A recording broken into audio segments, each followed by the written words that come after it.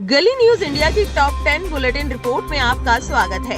इस रिपोर्ट में हम कवर करेंगे 10 वो अहम खबरें जिन्हें मीडिया की हेडलाइंस में जगह नहीं दी गई। You are watching गली न्यूज। आइए चलते हैं पहली खबर की तरफ। महाराष्ट्र में 3 मौतों के पीछे आईफोन वजह नहीं थी। मामले में नया आया मोड़। कुणाल तो मम्मी पापा को साथ लाना चाहता था। चलिए जानते हैं पूरी खबर। महाराष्ट्र के छत्रपति संभाजी नगर में चांदगुड़े परिवार में 3 लोगों की मौत के मामले में नई जानकारी सामने आ रही है। रिश्तेदारों के मुताबिक कुणाल चांदगुड़े के माता पिता के बीच अनबन चल रही थी और वो उन्हें एक साथ देखना चाहता था। ये जानकारी ऐसे समय में सामने आई है जब तमाम मीडिया रिपोर्ट्स पे दावा किया जा रहा है कि कुणाल ने आईफोन लेने की जिद में अपनी जान दे दी। 21 अगस्त को 18 साल का कुणाल चांदगुड़े पहाड़ पर चढ़ा था। माता पिता समेत गांव के लोग और पुलिस वाले उसे समझा रहे थे ताकि वो नीचे उतर आए, लेकिन उसने किसी की एक ना सुनी। उसके पिता मुरलीधर उसे पकड़ने की कोशिश करने लगे, लेकिन उसी वक्त दोनों नीचे गिर गए। पति और बेटे की मौत संगीता चांदगुड़े से सहन नहीं हुई, उन्होंने भी उसी वक्त जान दे दी। इंडिया टुडे की रिपोर्ट के मुताबिक रिश्तेदारों का कहना है कि कुणाल चाहता था कि उसके माता पिता के बीच सुलह हो जाए। संगीता के मायके वालों ने बताया कि पति पत्नी के बीच अनबन चल रही थी, जिसका असर परिवार पर पड़ा था।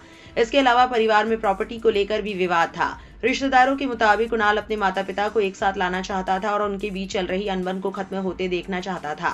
रिश्तेदारों के मुताबिक कुणाल एक होनहार छात्र था और उसने इस साल 10वीं क्लास के CBSE एग्जाम में 82% नंबर हासिल किए थे।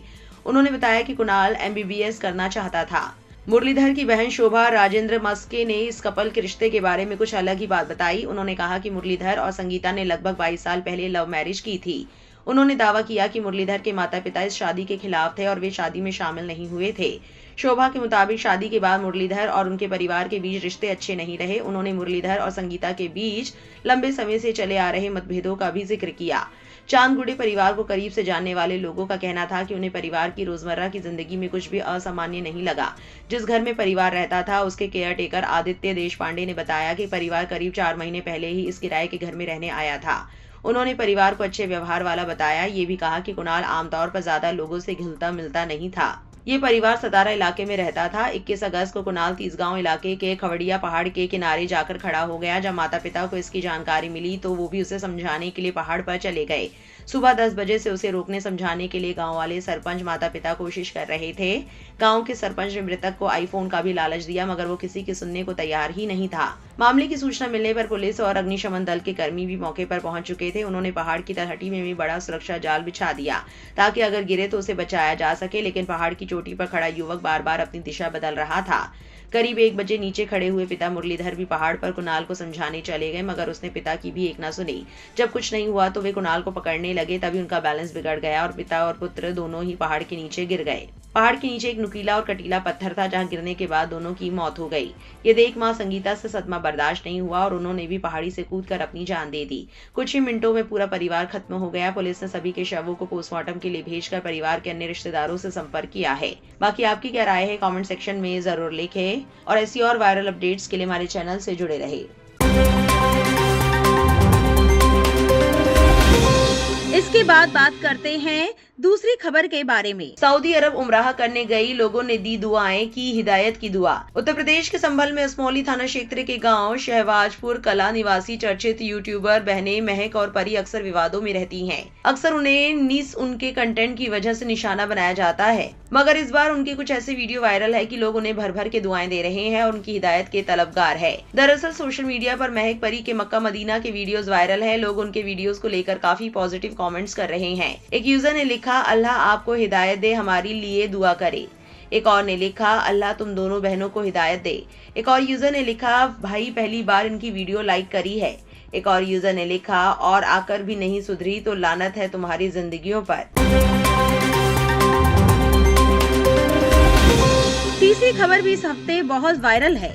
हिजाब इस्लामिक आस्था का अनिवार्य हिस्सा नहीं। ओवैसी के हाईकोर्ट के फैसले पर तीखे सवाल। ईद मिलादुन नबी के मौके पर हिजाब पर बयान। हिजाब पर हाईकोर्ट का फैसला इस्लाम पर हमला है। हिजाब सिर पर है, दिमाग पर नहीं। मैं हाईकोर्ट के इस जजमेंट के खिलाफ हूँ। हमारी बेटी सिर पर हिजाब पहन रही है, कोई दिमाग पर नहीं पहन रही। जिसके सिर पर बाल नहीं वो एनकाउंटर करवा रहा है।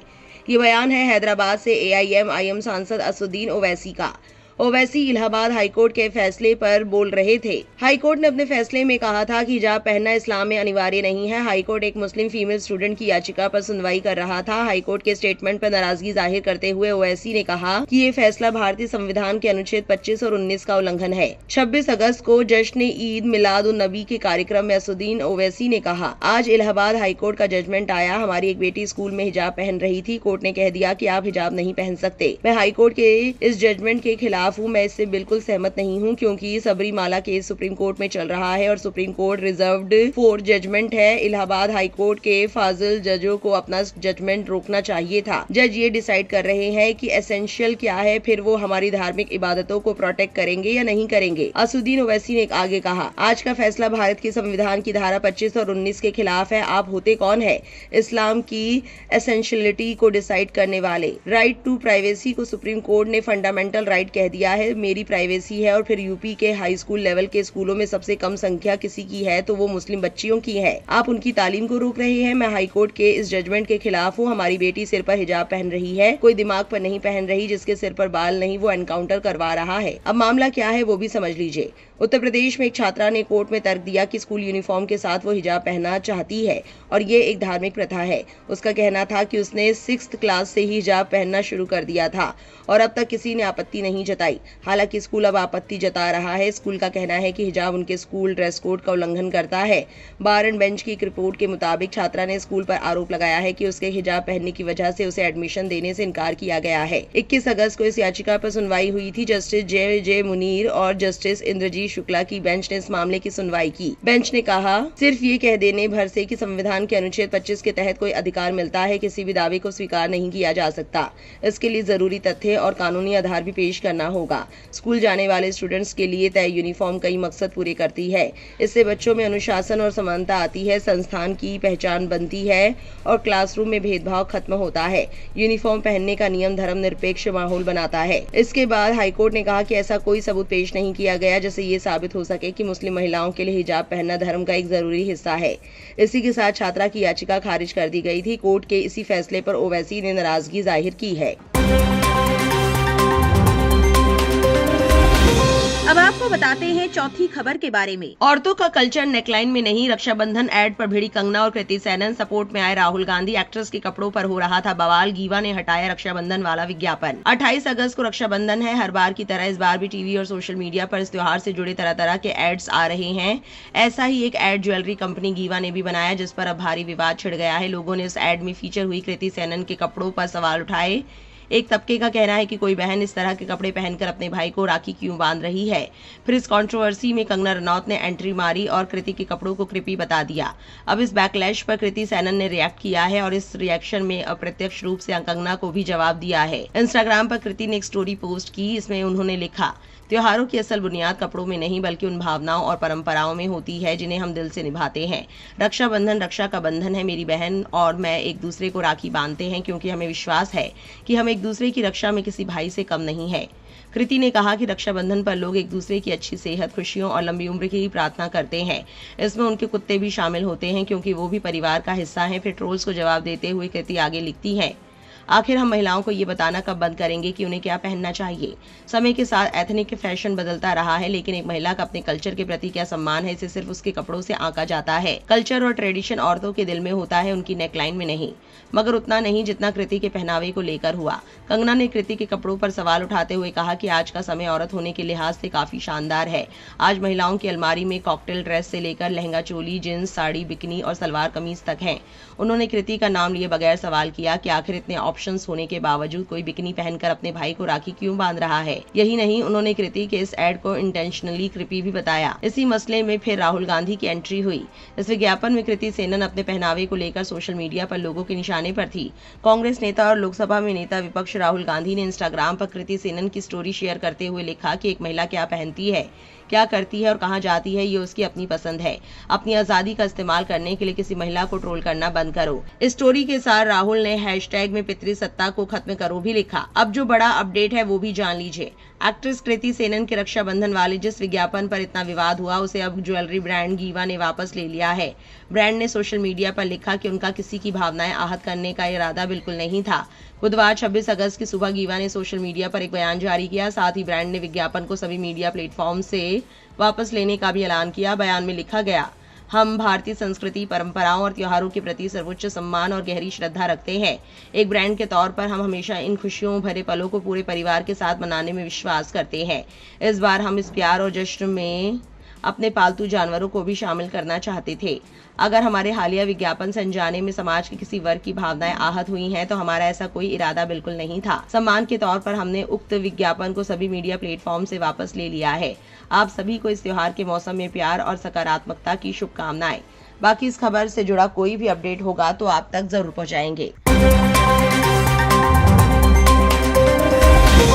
अब बढ़ते हैं 5वीं खबर की तरफ। कंगना रनौत का मुस्लिमों पर भड़काऊ बयान, मुस्लिमों को बनाया निशाना, कही भद्दी बात, सोशल मीडिया पर भारी हंगामा। इस वक्त सोशल मीडिया पर कंगना का डीडी न्यूज के एक कार्यक्रम के दौरान सुधीर चौधरी के साथ एक इंटरव्यू से छोटा सा क्लिप वायरल हो रहा है, जिसमें उन्होंने मुसलमानों के खिलाफ बेहद भड़काऊ और विवादित बयान दिया है।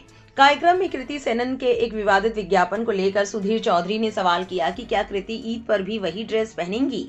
इस पर कंगना रनौत ने जवाब दिया, उस धर्म में वे अभी भी अपनी बहनों और कजिन से शादी करते हैं। उनके इस बयान पर जनता बुरी तरह भड़की है। खासकर alt news fact checker Zubair ने उनके इस बयान पर बड़े सवाल किए हैं। जुबैर ने ये वीडियो शेयर कर पूछा, रक्षाबंधन के विज्ञापन में कृति सेनन की ड्रेस पर हुए विवाद के बाद एक एंकर ने कंगना से बेवजह और जानबूझकर ये सवाल पूछकर उकसाने की कोशिश की कि क्या कृति ईद पर भी वही ड्रेस पहनेंगी। इस पर कंगना ने जवाब दिया, उस धर्म में वे अभी भी अपनी बहनों और कजिन से शादी करते हैं।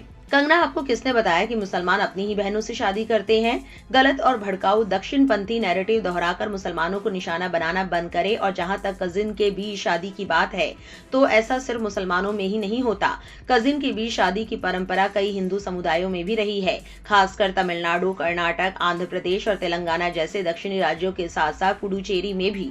जुबैर ने कंगना के एक ओल्ड पोस्ट को शेयर करते हुए लिखा, कल्चरल शॉक इन 2017। जुबैर ने 2017 में कंगना का राखी का एड शेयर किया है, जिसमें कंगना रनौत कृति सेनन से कुछ ज्यादा डिफरेंट लिबास में नहीं दिख रही है। अब ये मामला थमने का नाम नहीं ले रहा है। लोग कंगना को अब निशाना बना रहे हैं और उनसे सख्त सवाल कर रहे हैं। तरुण गौतम ने कंगना के इसी बयान पर लिखा, गीवा ज्वेलरी के मालिक हिंदू, विज्ञापन में अभिनेत्री कृति सेनन हिंदू, त्योहार रक्षाबंधन हिंदू, किसे निशाना बनाया जा रहा है? मुसलमानों को। इसका कोई मतलब तो समझाइए। राजू परुलेकर ने गुस्से का इजहार करते हुए कहा, भारत में एक सरकारी कर्मचारी और एक चुने हुए सांसद खुलेआम मुस्लिम धर्म के खिलाफ नफरत भरी बातें कर रहे हैं। मैं INC इंडिया से अपील करता हूं कि वे उस पूर्व तिहाड़ी के खिलाफ उचित कार्रवाई करे जो सरकारी खजाने से 15 करोड़ ले रहा है। कंगना रनौत को पता होना चाहिए कि महाराष्ट्र में मामा की बेटी यानी कजिन से शादी करना एक आम बात है। इसलिए इस तरह की सांप्रदायिक नफरत फैलाना और अपनी कम जानकारी वाली पक्षपाती सोच दिखाना बंद करे। और जो लोग ऐसी घटिया सोच वालों को वोट देते हैं उन्हें नकली पनीर, अनहेल्दी छोटा फैंटा और गुरुग्राम जैसा स्मार्ट सिटी ही मिलता रहेगा, जहां बच्चों को बचाने के लिए आपको सीवर के पानी से होकर गुजरना पड़ेगा। ये चरम सांप्रदायिक सोच और हद दर्जे की बेशर्मी है।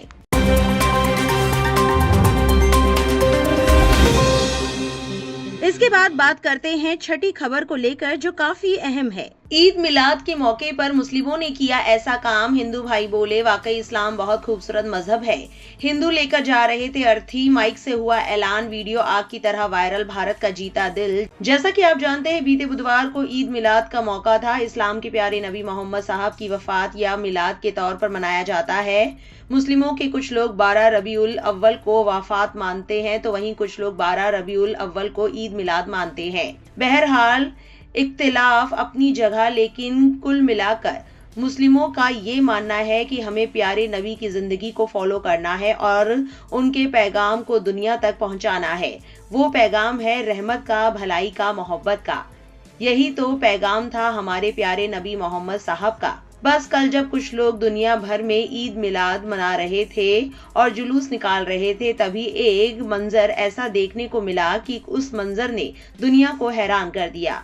दरअसल सोशल मीडिया पर एक वीडियो आग की तरह वायरल है, जिसमें देखा जा सकता है कि एक तरफ ईद मिलाद का जुलूस है तो दूसरी तरफ हिंदू भाई अर्थी लेकर जा रहे हैं और आवाजें सुनी जा सकती है, राम नाम सत्य है। फिर जुलूस से आवाज आती है, भाई निकलने का रास्ता दीजिए, किसी को तकलीफ नहीं होनी चाहिए, निकलने का रास्ता दीजिए, किसी को परेशानी नहीं होनी चाहिए। बहुत से मुसलमान इस अर्थी को या जनाजे को रास्ता दे रहे हैं, जगह खाली कर रहे हैं। बस फिर क्या था, इस वीडियो को जनता ने इतना पसंद किया कि लोग इस वीडियो को जमकर शेयर कर रहे हैं और कमेंट्स में प्यार लुटा रहे हैं। विकास आनंद नाम के यूजर ने इस वीडियो को अपने इंस्टा पर अपलोड किया है। अब ये भी जान लीजिए लोगों ने क्या लिखा। जानवी ने लिखा, वाकई इस्लाम बहुत खूबसूरत मजहब है। एक और यूजर ने लिखा, सलाम सभी मुस्लिम भाई को ऐसे ही भाईचारा बनाए रखो। प्रिया ने लिखा, इसी वजह से मुझे इस्लाम पसंद है। रिया मीना नाम की यूजर ने लिखा, यही हिंदुस्तान की शान है, सब मिलके रहते हैं। एक और यूजर ने लिखा, सब मुस्लिम भाइयों को दिल से धन्यवाद, आप और हमारा भाईचारा बना रहे। इसी तरह के पॉजिटिव कमेंट्स से पूरा वीडियो भरा पड़ा है। धर्म इसी का नाम है कि किसी को तकलीफ ना हो।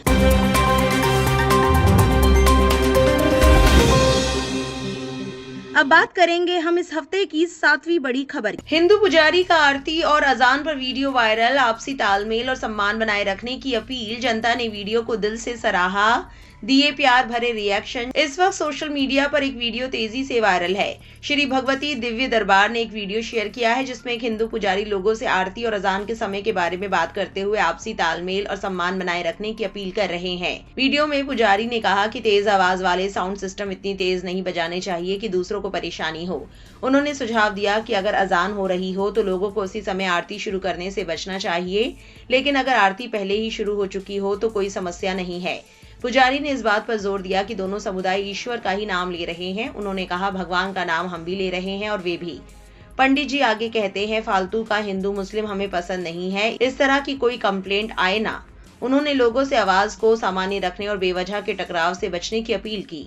ये संदेश सार्वजनिक जगहों पर लाउड स्पीकर और धार्मिक आवाजों को लेकर हो रही लगातार चर्चाओं के बीच आया है, जो ये बताता है कि कैसे एक दूसरे का ध्यान रखने वाले छोटे छोटे काम बेवजह के तनाव को रोकने में मदद कर सकते हैं। गली न्यूज का नजरिया है, किसी दूसरे समुदाय की धार्मिक प्रथा का सम्मान करने का मतलब अपनी मान्यताओं को छोड़ना नहीं है। टकराव के बजाय एक दूसरे का ध्यान रखने से आपसी तालमेल और भाईचारा मजबूत हो सकता है। आप क्या कहते हैं, क्या ऐसी आपसी समझ समुदायों को अपनी आस्था का पालन ज्यादा सम्मानजनक तरीके से करने में मदद कर सकती है? इस वीडियो में मुसलमानों के लिए भी एक सबक है कि वो भी दूसरों के धर्म का आदर और सम्मान करे और दूसरों को भी उनके धर्म पर चलने का मौका दे और दूसरों के लिए अपना दिल भी बड़ा करे। अब बात करेंगे कि जनता क्या कह रही है। एक यूजर ने लिखा, इसे बोलते हैं इंसानियत, ये दोनों समुदाय को चाहिए। एक और यूजर ने लिखा, सही है, हिंदू मुस्लिम सिख ईसाई सब लोग भाई भाई है। एक और यूजर ने लिखा, इनको बोलते हैं असली सनातनी, असली हिंदू। एक और यूजर ने लिखा, वाओ भाई दिल छू लिया आपने।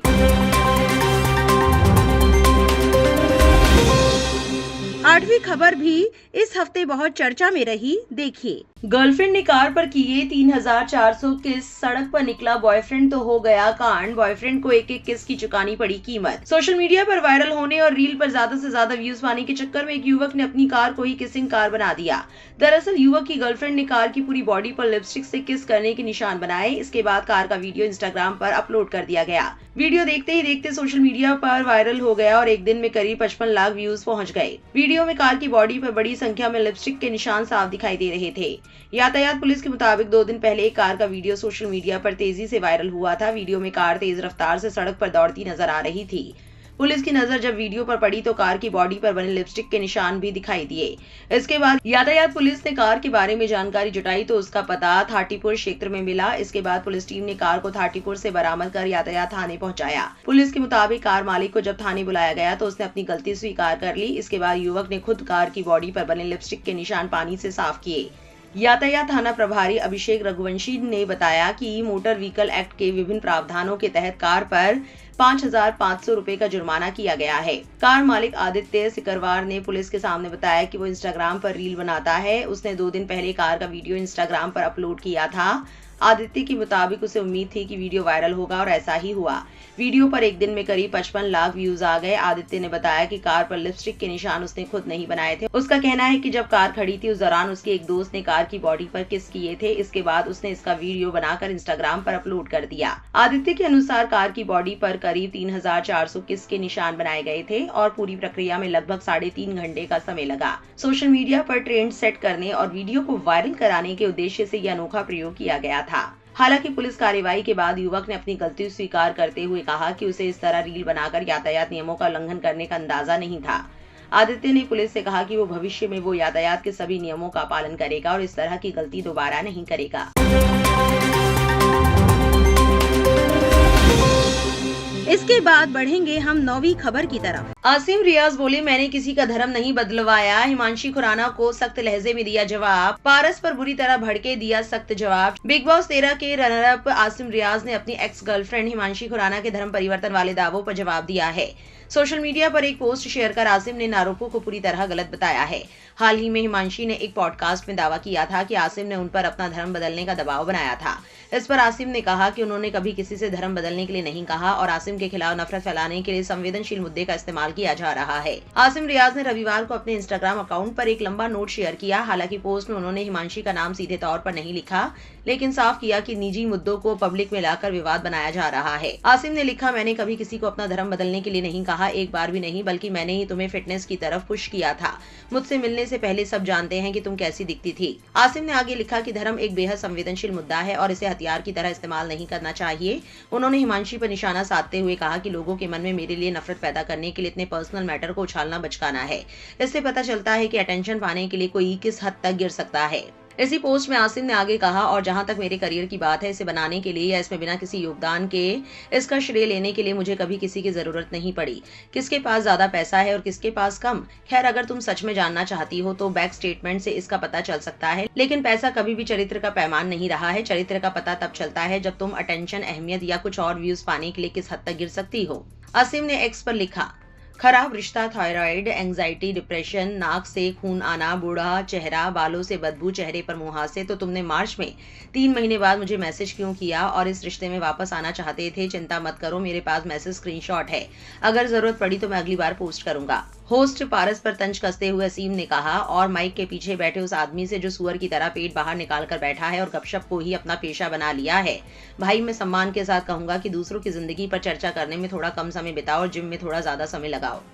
इसी मसले पर एक यूजर ने लिखा, अच्छा हुआ कि तुमने उसके साथ वापस नहीं जाना चुना। आपको बता दें, इससे पहले पारस छाबड़ा के पॉडकास्ट में हिमांशी ने दावा किया कि एक समय वो आसिम के दबाव में इस्लाम कबूल करने के बेहद करीब पहुंच गई थी। उन्होंने बताया कि रिश्ते के दौरान उनके पूजा पाठ और धार्मिक मान्यताओं को लेकर आपत्ति जताई जाती थी। हिमांशी के मुताबिक मानसिक दबाव इतना बढ़ गया था कि एक रात उन्हें लगा कि उनकी जिंदगी का शायद आखिरी दिन है। उन्होंने धर्म बदलने से पहले 4 धाम यात्रा करने की इच्छा भी जताई थी। अब इस हफ्ते 10वीं और आखिरी बड़ी खबर देखिए। सीसीटीवी फुटेज, रिकॉर्डिंग सब है। आसिम के सबूत वाले बयान पर हिमांशी का जवाब, जनता ने दिए चौंकाने वाले रिएक्शन। पंजाबी सिनेमा की पॉपुलर एक्ट्रेस हिमांशी खुराना और उनके एक्स बॉयफ्रेंड आसिम रियाज का विवाद खत्म होने का नाम नहीं ले रहा है। हाल ही में हिमांशी ने पारस छाबड़ा के पॉडकास्ट में अपने रिश्ते और धर्म से जुड़े मतभेदों पर खुलकर बात की, जिसके बाद आसिम ने सोशल मीडिया पर उनके दावों पर सवाल उठाते हुए अपना पक्ष रखा और धर्म परिवर्तन का जोर डालने वाली बात को झूठ बताया और कहा, मैंने कभी किसी को अपना धर्म बदलने के लिए नहीं कहा, एक बार भी नहीं, बल्कि मैंने ही तुम्हें फिटनेस की तरफ पुश किया था। मुझसे मिलने से पहले सब जानते हैं कि तुम कैसी दिखती थी। आसिम ने आगे लिखा कि धर्म एक बेहद संवेदनशील मुद्दा है और इसे हथियार की तरह इस्तेमाल नहीं करना चाहिए। उन्होंने हिमांशी पर निशाना साधते हुए कहा कि लोगों के मन में मेरे लिए नफरत पैदा करने के लिए इतने पर्सनल मैटर को उछालना बचकाना है। इससे पता चलता है कि अटेंशन पाने के लिए कोई किस हद तक गिर सकता है। इसी पोस्ट में आसिम ने आगे कहा, और जहां तक मेरे करियर की बात है, इसे बनाने के लिए या इसमें बिना किसी योगदान के इसका श्रेय लेने के लिए मुझे कभी किसी की जरूरत नहीं पड़ी। किसके पास ज्यादा पैसा है और किसके पास कम, खैर अगर तुम सच में जानना चाहती हो तो बैंक स्टेटमेंट से इसका पता चल सकता है। लेकिन पैसा कभी भी चरित्र का पैमान नहीं रहा है। चरित्र का पता तब चलता है जब तुम अटेंशन, अहमियत या कुछ और व्यूज पाने के लिए किस हद तक गिर सकती हो। अब आसिम के सबूत वाले बयान पर हिमांशी ने भी पलटवार किया है और पूरी सच्चाई सामने रखने की खुली चुनौती दी है। हिमांशी ने अपने पोस्ट में लिखा, मैंने हमेशा अपनी पर्सनल लाइफ के बारे में लोगों से बात करते हुए सम्मान और समझदारी बरती है, चाहे वो मेरा बिग बॉस का अनुभव हो, मेरा आध्यात्मिक सफर हो या फिर मेरी हेल्थ से जुड़े मामले। मैंने अपनी जिंदगी के हर स्टेज को ईमानदारी से लोगों के साथ शेयर किया है और कभी भी उन्हें किसी का अपमान करने या किसी को निशाना बनाने के बहाने की तरह इस्तेमाल नहीं किया। मैंने कभी जबरन धर्म परिवर्तन जैसी कोई बात नहीं कही थी। ये नैरेटिव लोगों और मीडिया ने बनाया। उन्होंने आगे लिखा, लेकिन जब मेरी सेहत का मजाक उड़ाया जाता है और मेरी परेशानियों पर सवाल उठाए जाते हैं तो मुझे लगता है कि अब एक सीमा तय करने का समय आ गया है। अगर हम सबूतों की बात करने वाले हैं तो फिर हर चीज की बात करते हैं। मैं तथ्य और सबूत सामने रखने के लिए तैयार हूँ। CCTV footage, recording. उम्मीद है आपको 27 नवंबर 2023 की सुबह का वो वक्त याद होगा जो धर्म परिवर्तन से जुड़े मामले और मेरे साथ हुई हिंसा से संबंधित है। हिमांशी ने आगे कहा, अगर आप मेरी छवि खराब करना चाहते हैं तो मैं अब ऐसी इंसान नहीं हूँ जो आपकी इमेज बचाने के लिए चुप रहे या बार बार अपमान और बेइज्जती सहती रहे। अलग अलग प्रोडक्शन हाउस और चैनल्स के लोगों ने आपके बारे में बहुत कुछ कवर किया है, लेकिन मैं अब उनकी तरह नहीं हूँ। मैंने अपनी गरिमा बनाए रखी है और हमेशा सम्मान दिया है। बदले में मैं भी उसी सम्मान की उम्मीद करती हूँ। अगर ये सम्मान नहीं मिलता तो अब मेरे पास चुप रहने की कोई वजह नहीं। आखिर में हिमांशी ने कहा, अगर आप सबूत का खेल खेलना चाहते हैं तो चलिए इसे ईमानदारी से खेलते हैं, तथ्यों, जवाबदेही और पूरी सच्चाई के साथ। मुझे सच में समझ नहीं आता कि जब मैं अपनी जिंदगी, अपने अनुभव और उनसे मिली सीख के बारे में बात करती हूँ तो लोगों को इससे परेशानी क्यों होती है। बाकी सभी लोग अपने अनुभवों के बारे में खुलकर बात कर सकते हैं, तो जब मैं अपनी कहानी शेयर करती हूँ तो ये अलग क्यों हो जाता है। बता दें कि हिमांशी खुराना और आसिम रियाज की मुलाकात रियलिटी शो बिग बॉस 13 में हुई थी। हिमांशी ने शो में वाइल्ड कार्ड कंटेस्टेंट के तौर पर एंट्री ली थी, जबकि आसिम शुरुआत से ही इसका हिस्सा थे। उस वक्त हिमांशी पहले से इंगेज थी, लेकिन शो के दौरान आसिम को उनसे प्यार हो गया। उन्होंने नेशनल टेलीविजन पर हिमांशी के सामने अपने प्यार का इजहार किया था। इसके बाद दोनों की दोस्ती धीरे धीरे प्यार में बदल गई। शो खत्म होने के बाद भी दोनों का रिश्ता जारी रहा और करीब 4 साल तक दोनों साथ रहे। हालांकि दिसंबर 2023 में हिमांशी और आसिम ने अपने ब्रेकअप का ऐलान कर दिया था। एक यूजर ने इस मुद्दे पर लिखा, झूठ बोलना बंद करो लड़की, क्या तुम इसी तरह अपनी कहानी बता रही हो आसिम पर सारे आरोप लगाकर। वो सारे सीसीटीवी फुटेज दिखाओ, दुनिया को पता चलने दो कि तुम्हें किस तरह की हिंसा का सामना करना पड़ा। एक और यूजर ने लिखा, अपनी यात्रा के बारे में बताना आपका अधिकार है, लेकिन किसी पर धर्म बदलने के लिए मजबूर करने का आरोप लगाना एक गंभीर बात है। बिना सबूत के ये कोई साबित तथ्य नहीं है। धर्म सार्वजनिक बहस का हथियार नहीं है। अपना बचाव करे, लेकिन किसी की रेपुटेशन को बर्बाद ना करे। एक और यूजर ने लिखा, बहुत बढ़िया लड़की, तुम पर गर्व है, कुत्तों को भौंकने दो और अपनी शांति बनाए रखो। बाकी आपकी क्या राय है कमेंट सेक्शन में जरूर लिखें और ऐसी और जरूरी अपडेट्स के लिए गली न्यूज